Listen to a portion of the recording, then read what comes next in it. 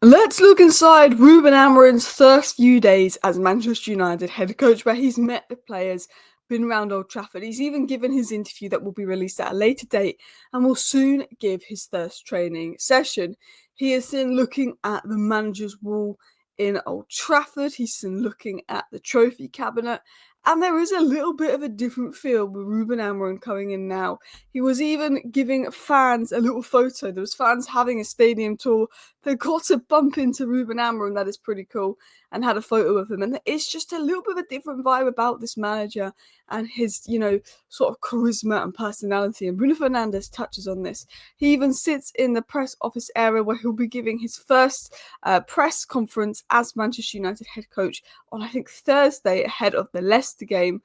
And, well, it's exciting. Ruben Amorim is due to take Manchester United training for the first time on Monday, which by the time his visa has expected to arrive, he's going to be doing training. He's going to be doing tests and training to assess the players and see who's ready at his level. But this week, a few details on Ruben Amorim's plan, his plans with the youth, his plans for formation have been revealed. And we're going to dive into what Ruben Amorim's plans may be. He's seen here meeting players like Mason Mount, who I actually think, if he can stay fit, which is a massive if, could be a very key player under Ruben Amorim. He's been meeting players like Kobbie Mainoo that I think is going to be key. We know that there was a report back in May time that Ineos saw Mainoo, Højlund and Garnacho as the three untouchable players at United this summer, and that Mainoo was going to be the face of their rebuild, that Ineos viewed Mainoo as just a different level of talent, and that Kobbie Mainoo was going to be the face of the Manchester United rebuild and all of that. And we know that Mainoo, Agate was brought in. One of the reasons was because Ineos felt he'd be a good partner for Mainoo, and then Ineos were getting frustrated with Ten Hag not utilising Agate, not utilising Mainoo properly. And apparently that was one of the reasons Ineos wanted to sack Ten Hag, because they wanted a manager that was going to get the best out of Agate Mainoo, which is what they had planned for the future, according to some reports. But Mainoo was obviously there meeting Amorim, and then Leny Yoro at Amorim. Now, Leny Yoro is said to be a very important player, a player that Amorim has taken a strong liking to, who'll get his Man United debut under Amorim, and it will almost feel like an Amorim signing, but it's not. But I think Leny Yoro is one of those people that you'd sign regardless of who the manager is, because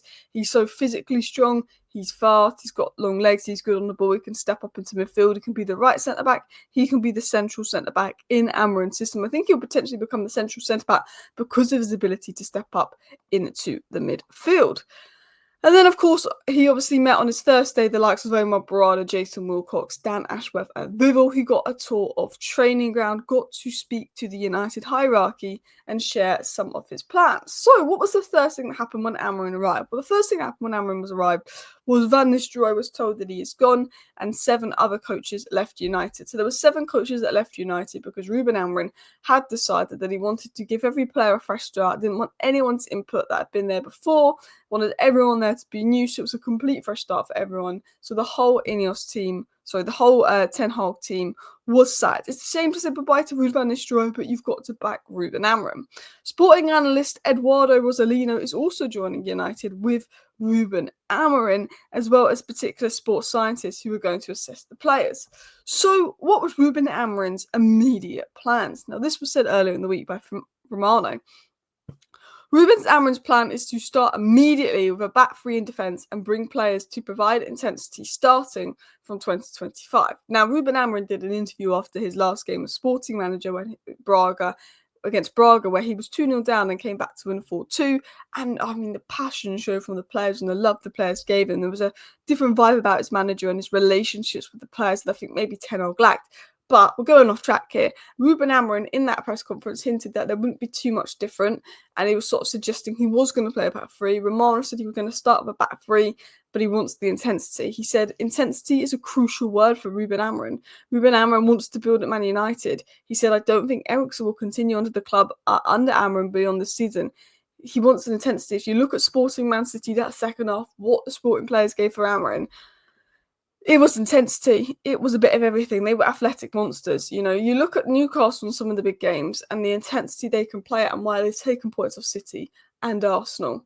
We need that at Manchester United, intensity. And that is what we lack. And this is why I think it's not going to be, Ruben Amorim comes in and we win 20 games in a row and it's all amazing. Because I think you've got to remember that some of these players do not have the intensity needed. It was said that sports scientist Paulo Barreira will focus on helping Amorim figure out which players are physically fit to meet his demands and style of play. Ruben Amorim wants athletes. I think players like Belieber in the summer United could go for. Branthwaite, I think Semenyo is a bit of an athlete as well.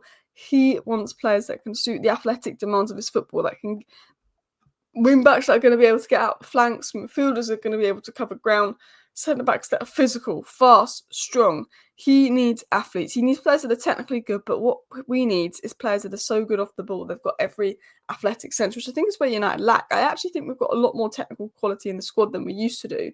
I think we've lacked physically, athletically. I think Mason Mount is one of the best athletes in the squad, but he's got breadstick legs. He can't, breadstick head. Everything he does, he seems to get injured. We need athletes, ground coverers in the squad. And I think the reason Mason Mount was signed is because he's such a different profile to what we have in terms of he was an athlete. He just can't stay fit, so he probably isn't anymore. Before we dive into more of Amorim's plans around the youth and everything, let's talk about why Amorim is different. Bruno Fernandes said this on Amorim. For me, what stands out is the connection he has with the players. You have to see the way they say goodbye to him. And when he leaves in the middle of the season, it shows that he has a good personality and that he's someone that gives all for his players. The fact that he was so connected with his players, how they gave everything for him, they were so sad to see him go and said bye to him. You felt that this was a manager that really connected with his players, which I think is something that Ten Hag lacked a little bit. He did seem to struggle to keep the big names at United under control. A couple of his ex-Ajax players, like Martinez, he seemed to have a special connection with, but I think a lot of the Man United players just didn't understand or feel close to Ten Hag in that way. Bruno Fernandes said, I've seen many moments where players were struggling and Amorim kept faith in them. He always defends his players. He had a very young team that needed that, and I hope when he's here, he can do the same with the youngsters. We, the more experienced players, have to help him get the best out of every player at this club.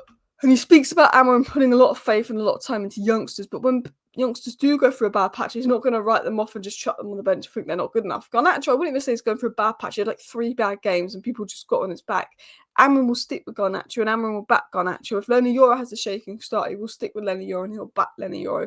If Kobbie Mainoo has a poor period, he'll stick with Mainoo and back Mainoo. He's one of those players, one of those managers that believes every player's got something to offer and believes he can get the best out of every player. And I think one of my biggest worries around Ten Hag was I felt that Ten Hag wasn't getting the best out of every player at United. I felt that we were regressing. And if we can get a manager that's able to get the best out of every player, it would be brilliant. Amorim is a manager known for building strong relationships with his players, something Ten Hag lacked. Many within United are excited about Amorim's arrival, but they may be in for surprise. Amorim has high demands for his players and plans to implement his 4-3-4 formation. If players do not meet his standard or fit into the system, he intends to have them sold, is some of his brutal plans. They've got to be physically able to fit system.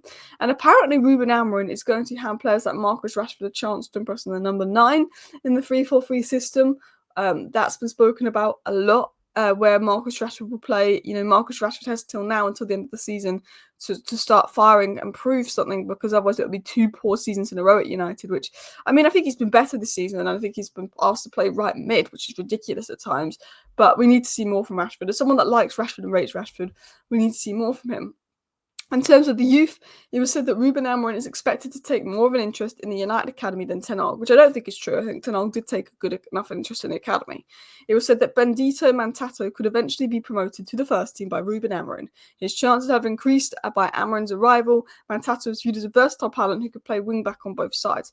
He's played right-back, he's played right-wing, he's played everywhere in the academy. He's an absolute athlete, dribbler, monster. I think in terms of Amorim ball, Mantato fully suits that. But he's not the only one. There's growing confidence behind the scenes that Harry Amos will have a better chance of breaking through under the incoming coach, as he's likely to be given more scope to evolve in that wing-back role due to his technical abilities and abilities to bomb up the wing and get forward. Some members of the United staff felt Erik ten Hag could have been more interested in the academy, and they were surprised that Harry Amos had been overlooked at times this season. I felt that Ten Hag showed a good enough interest in the academy, so I'm not going to feed into that report. But he has plans for the youth. It was said on Lenny Yoro that Ruben Amorim and his staff consider Yoro one of the most interesting players to develop for the United project long term. He's considered a generational talent by the club, and Amorim with his staff fully agree on that. Lenny Yoro's recovery is in the final stages. There was also reports saying that Mason Mount could be a key player, that he likes Rasmus Højlund, he likes Kobbie Mainoo. It's interesting to see which players he likes and what the reports are saying. Now, one interesting thing on Ruben Amorim was said by the Muppeteers is that Ruben Amorim uses his subs a lot more liberally, especially in certain positions. So in his wing-back position, there's a lot more distance to cover than in other positions. Just naturally, he makes subs. There's every game physically and sometimes early. He wants the intensity to be there, and he will sub them if they're not showing the intensity, or he doesn't want them to overwork or get injured. So you can see how important intensity is to Ruben Amorim. He makes subs. He's going to try some things out. Players with the right intensity will stay. Some of the youth players could come through and thrive, but a lot of players, are going to be tested, and if they don't show the physical levels, they will be out the door. I hope you enjoyed today's 10-minute video breaking down Amorim's first few days, what's happened, where Amorim's at, breaking down all the news of the last week for you guys in 10 minutes. Thank you for watching. Bye.